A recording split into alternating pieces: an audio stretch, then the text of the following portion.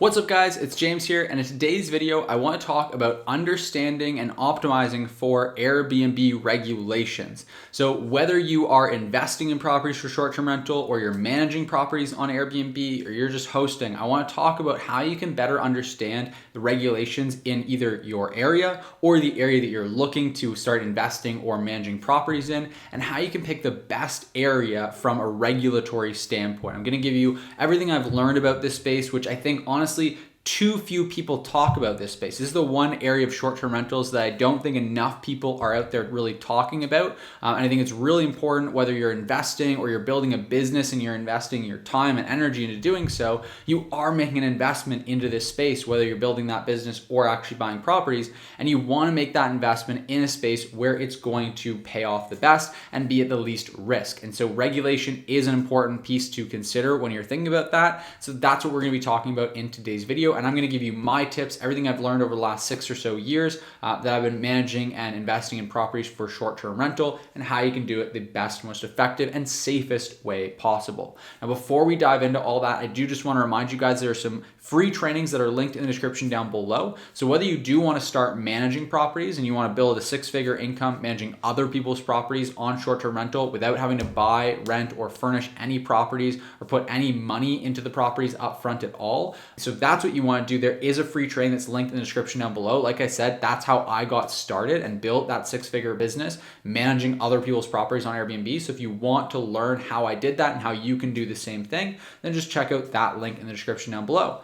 If you're wanting to invest in properties for Airbnb, if you're here because you're thinking about buying a short-term rental, a vacation rental, an Airbnb, and then again, there's a free training that's linked down in the description down below, because that's what I then have evolved things into and have started now investing in properties for Airbnb and actually buying the properties. It's a really fantastic way to build cash flow and long-term wealth. We've got other videos on this channel highlighting how well the properties have done and how highly I recommend it and all kinds of ins and outs. So if you want our step-by-step training for exactly how to succeed investing in short-term rentals, that again is linked in the description down below. And once you sign up for either one of those trainings, we're also going to give you some free analysis and projection tools that you can use for helping you to grow either your business or your investment portfolio. So those tools are going to be given to you completely free. So again, I highly recommend you leverage those trainings. They're in the description down below so you can avoid mistakes and run things in the best possible way. All that being said, let's get into regulations. Let's start talking about it. So my recommendation for regulations is there's sort of, the way I look at, there's tiers of areas that you want to invest in based on the regulation there. So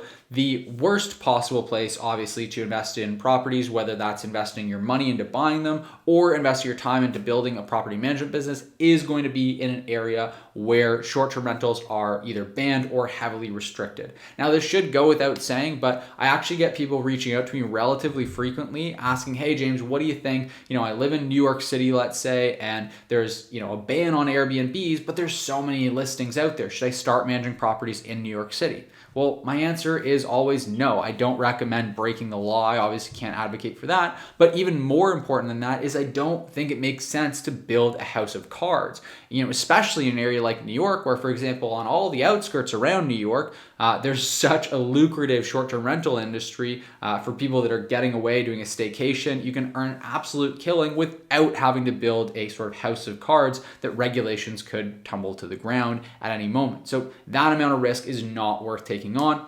Also, if there is just an area that's heavily restrictive of short-term rentals, I generally recommend shying away from that because it just makes your business or your portfolio more complicated than it needs to be. So again, I just recommend shying away from there. Now, the next kind of, I almost call this a little bit of a mystery box, is those areas that don't have any regulations for short-term rental. Now, these can be good areas to get started in, but I like to just kind of think about things a little bit before I do. So there's a few things I consider. One of them being, is there talk of short-term rental regulation in that area? If yes, then what is the general sentiment in the area? If not, then okay, let's kind of think about some other things. The other thing I like to look at is, what is the short-term rental market like in that area? Is the area highly dependent on short-term rentals? And this is going to be kind of in the next category as well, as I really love to invest either my time or my money into areas where they have an actual dependence. The local economy there has a dependency on short-term rentals. So a lot of these more rural areas outside of the main urban centers where there's a lot of tourism that drives local businesses there and that they don't have a whole bunch of massive hotel chains, those areas can be real gold mines because number one, you're dealing with less competition and a lot of demand because you don't have hotels in that area, but also it's a fundamental part of the economy. And so if it's a fundamental part of the economy, good chances are that even if they're not regulated right now, if there is regulation in the future, it's likely going to be quite favorable to them because the economy needs it to thrive. And then the best category of areas to invest in, or whether that's buying properties or building a property management company, is, in my opinion, to buy or invest your time into areas that already have some established short-term rental regulations. And these can be any kind of different regulations, but regulations that are favorable to short-term rentals. And ideally, this is really kind of the holy grail, an area that the local economy actually depends on short-term rentals. So again, looking for, in most cases, those more rural areas that don't have a large hotel presence. So there's a real dependency on the tourism industry that short-term rental industry supports in that area. So those tend to be really strong areas because you know they've already made up their minds. And if in the future they do decide to change their minds about short-term rental, it's likely to be nothing major. It's likely to be a lot more minor and not negatively impactful on either your business or your investment portfolio. So those are the things I like to look out for. In terms of the actual specific regulations that I tend to shy away from, I tend to shy away from obviously bans. I tend to shy away from night caps. If they're registering properties and they're taxing properties, I'm all for it. I think that industries or markets, I should say, where they regulate, they put some rules and restrictions that are manageable, that aren't night caps, but just sort of dictate how you can operate your short-term rental in order to operate it safely and effectively, and where they're taxing short-term rentals. That to me is a really great sign because it means that, hey, there's not a restriction on the operation of the short-term rental property in so much as there's nothing that prohibits me from operating it in a way that's going to produce a bunch of profit. And the more money I make, the more money the government makes. So that's going to keep them very happy. You got to remember that if your incentives are aligned with the government, such as they are with tax, meaning that the more money you make, the more money the government makes, that's going to be a good thing because it means that the government's incentives are aligned with yours. It means that they're going to be trying to act in a way that's going to optimize for more income in a lot of areas. And that income is generated through tax, which is generated through you getting bookings. So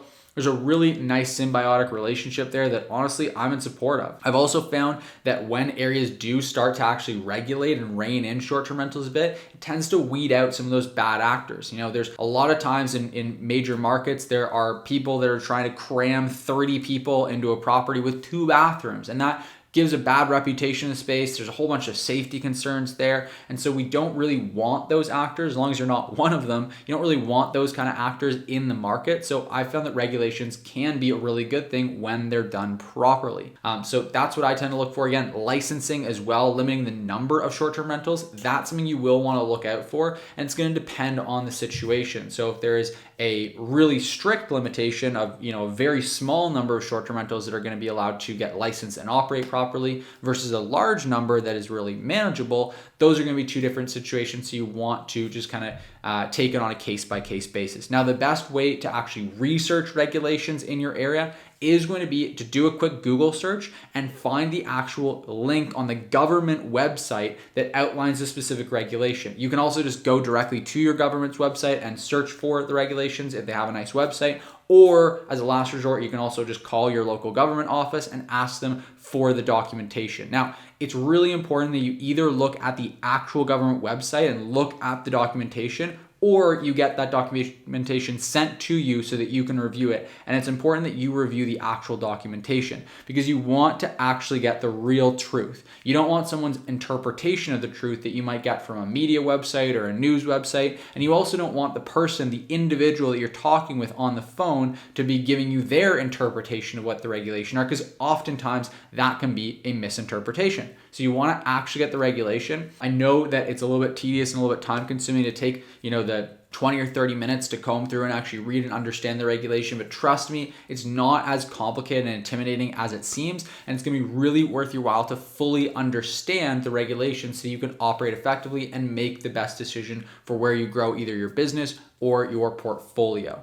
So those are all my thoughts. I'd love to hear yours in the comment section down below as well if you have any. Also, make sure that you check out those free trainings that are linked down below. We talk about all this in more detail and then a whole bunch more. So whether you want to build your business or you want to build your portfolio, check out the free trainings that are linked in the description down below. They're going to be absolutely invaluable to you. They're going to go over all the different steps for how to do this really, really successfully. And so that you can learn from my mistakes and not have to repeat them yourself, and learn from my successes so you can shortcut your path to them. So I hope this has been really valuable to you. If it has been, then make sure you hit that like button. Give this video a like. It really helps me out tremendously when I'm growing this channel. So I love the support, and I really appreciate you taking the time to quickly like this video. And lastly, make sure you subscribe to the channel if you're not yet subscribed. We post 2 new videos every single week, and my goal is to provide as much practical, insightful value to you as possible if you're interested in investing in or building a business in or hosting on Airbnb. So I highly recommend you subscribe to the channel if that's what you're looking to do.